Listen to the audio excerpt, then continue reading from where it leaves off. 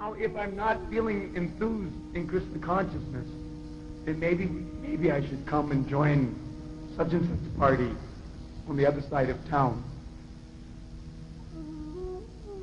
So I had to say to him, is there any reason why I shouldn't feel enthused in Krishna consciousness? Krishna is always accessible. My Guru is always accessible.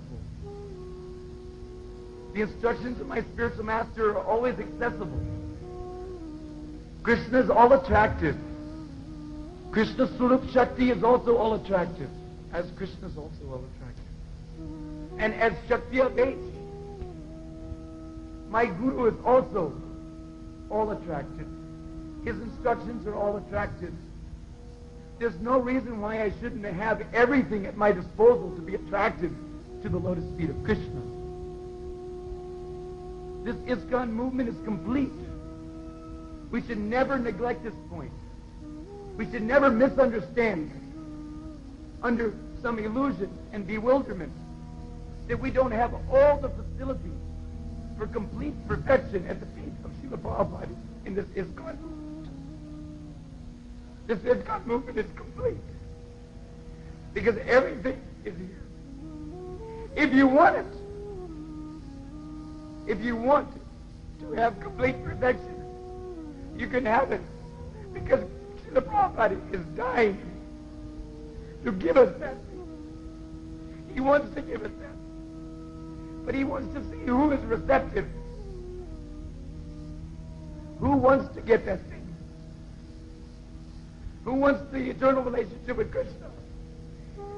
Or who wants to be satisfied with love, puja, and pratishtha, and various other grosser manifestations of material consciousness in the name of Krishna consciousness? You can have all perfection. There's no doubt. Srila Prabhupada will give you all perfection. From him, everything is coming. It is not limited to the words written on a book.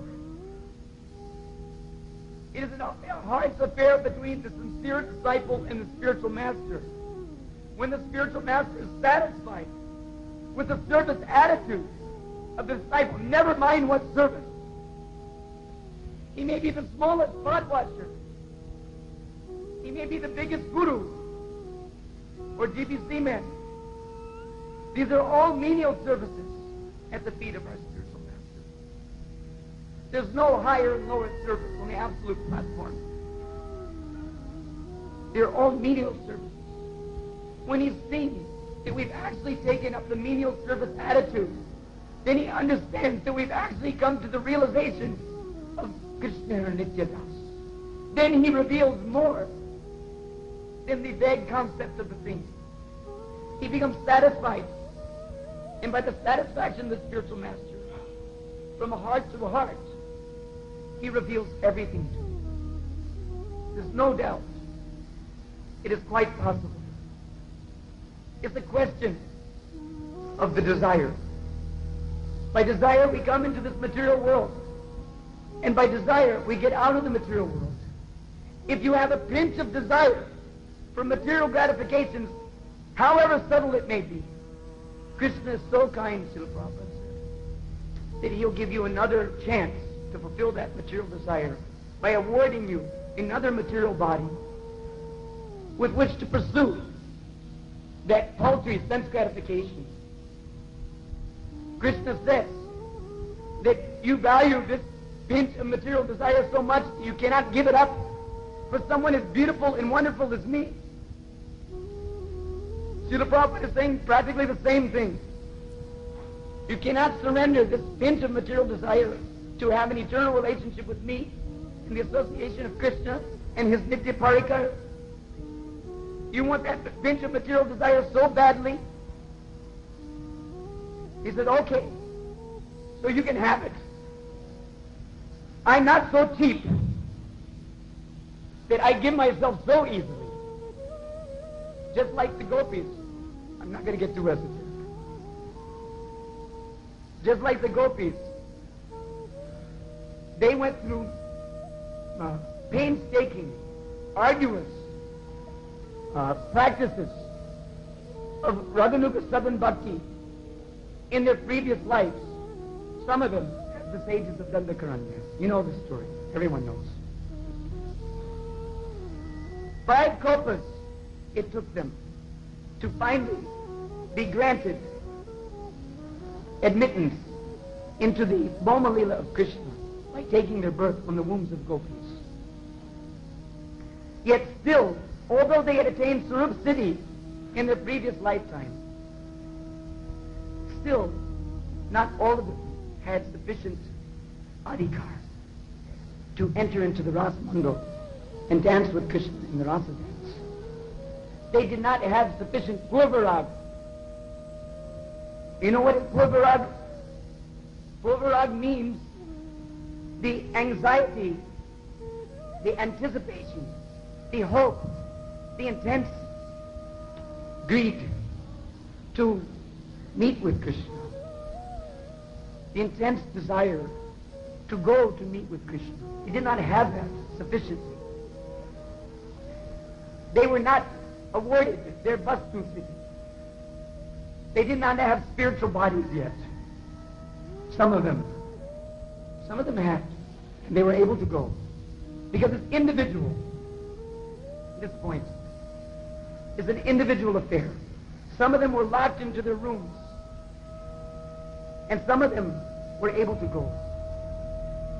The point is that in the ultimate issue, everyone has to fly his own plane. That doesn't mean that we don't take advantage while we're on the ground of the association of our God brothers. We don't take shiksha.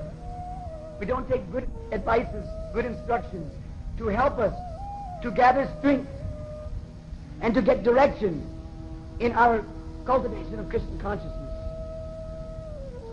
But at the time of death, when we're flying in formation, no other plane can help you. You have to know how to fly your plane. It's not enough that we pan off, we pass the buck of responsibility to the rest of the society. The society will save us. But individually, we all have to become Krishna conscious. Individually, we all have to take the responsibility, and individually, we all have to be prepared for revolution. We have to be prepared to change. So, my only request is that the basic underlying gist of all of this.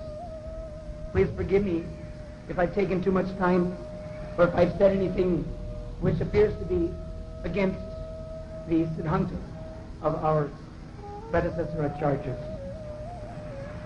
But my only request is that it may be that we have to individually, but we can individually do it together.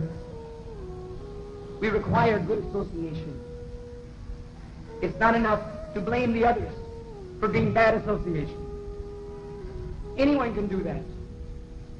Blaming the others for being bad association. Prabhupada is told that we cannot blame anyone except ourselves for our lack of advancement in Krishna consciousness. There's no excuse for not being advanced in Krishna consciousness. It is our duty to be advanced association for the benefit of others. So at least we should try for it to our utmost for the satisfaction of Srila Prabhupada. So let that be my Vyasa.